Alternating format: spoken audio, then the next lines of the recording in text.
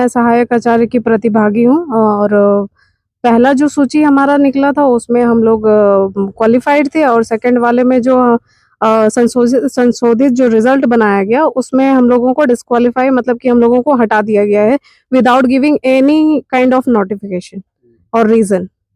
वैसे बहुत सारे बड़ी संख्या में लोग हैं जो भाषा के अलावा भी परीक्षार्थी हैं, तो उन लोगों से कोई संपर्क हो पाया? वो लोग क्या सोच रहे हैं इस दिशा में? जी, कुछ लोगों से हमारा संपर्क तो हुआ है, उन लोगों से भी यही बात जानने के लिए मिल रहा है कि उनकी they are also qualified and they hadn't given any kind of notice और उसके बावजूद उनको भी ऐसे ही हटा दिया गया है।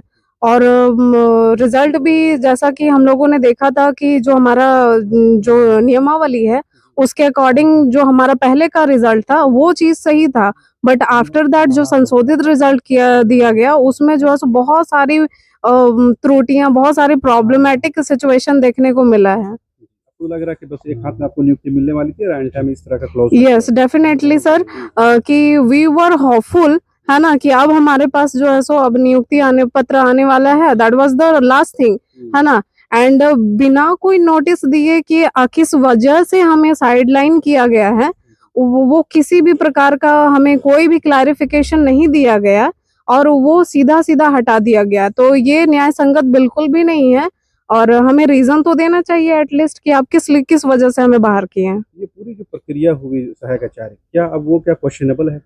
डेफिनेटली एक क्वेश्चन मार्क पुट करता है पूरी प्रक्रिया को के ऊपर कि जिस प्रकार से हटाया गया परीक्षार्थियों को या जो कैंडिडेट क्वालिफाई थे, सिर्फ क्वालिफाई नहीं थे बल्कि डिस्ट्रिक्ट काउंसलिंग तक वो जा चुके थे, फिर उनको हटा देना बिना किसी नोटिस दिए हुए, बिना किसी रीजन को मेंशन किए बगैर और फिर उनके ऊपर आप क्या करेंगे, क्या क्यों आपने हटाया और क्या आपका नेक्स्ट स्टेप होगा, तो ये सब क्लैरिफाई किए बगैर आपने ये कर दिया है, तो मुझे लगता है कि ये बहुत बड़ा क्वेश्चन मार्क खड़ा करता है। क्या एम्प्लॉयमेंट को लेकर सरकार आपको सीरियस या गंभीर नजर आती है? देखिए, सरकार के ऊपर तो मैं कोई प्रश्न चिन्ह अभी नहीं लगाना चाहती। अगर सरकार के ऊपर प्रश्न चिन्ह लगाना होता तो हम लोग यहाँ कोर्ट में नहीं आते, है ना?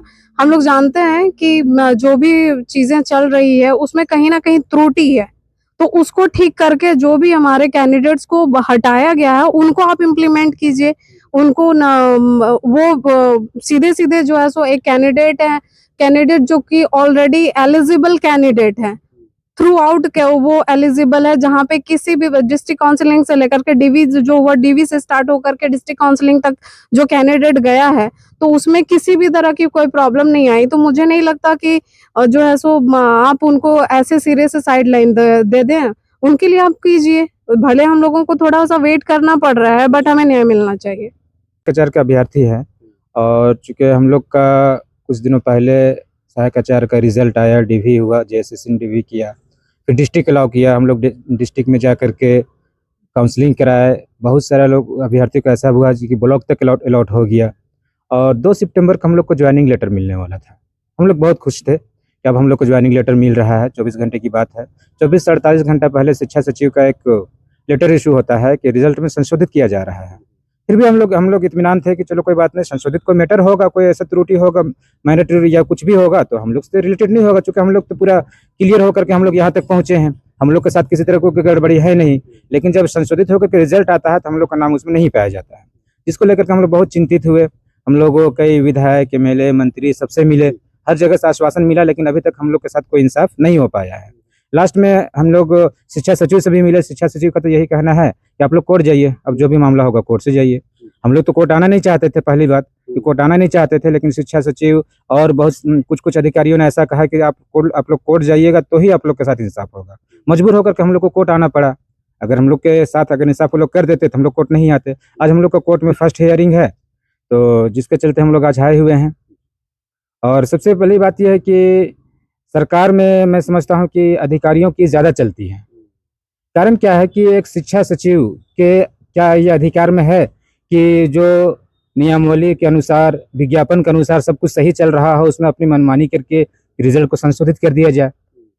कोई भी नियमावली जब बनती है तो उसको विधि विभाग से, कार्मिक से, कैबिनेट से, कई तरह की प्रक्रियाओं से हो करके गुजरना पड़ता है, तब जाकर के एक नियमावली बनती है। बट यहाँ पे क्या है कि शिक्षा सचिव जी ने अपने से किसी जजमेंट का हवाला दे करके, जो हमसे दूर दूर तक जिसका कोई नाता नहीं है, उसका हवाला दे करके सीधे वो नियमावली विज्ञापन में ही चेंज कर दिए अपने। तो उनके अधिकार क्षेत्र में तो ये नहीं होना चाहिए हम लोग की सोच के मुताबिक, क्योंकि कोई भी विज्ञापन बनती है तो उसको कई प्रक्रियाओं से होकर के गुजरना पड़ता है। तो अगर आपको चेंजिंग भी कर रहे हैं तो विधि विभाग से, कार्मिक से, कैबिनेट से ये सारी मंजूरी मिलती है, तब जा करके चेंजिंग करने का अधिकार है। लेकिन यहाँ पे तो उन्होंने अपनी मनमर्जी से मनमानी किया है और हम लोग को संशोधित रिजल्ट के नाम से बाहर कर दिया गया है। बस अब उसी के न्याय के लिए हम लोग आज कोर्ट में आए हुए हैं और कोर्ट से ही हम लोग न्याय की उम्मीद रख रहे हैं।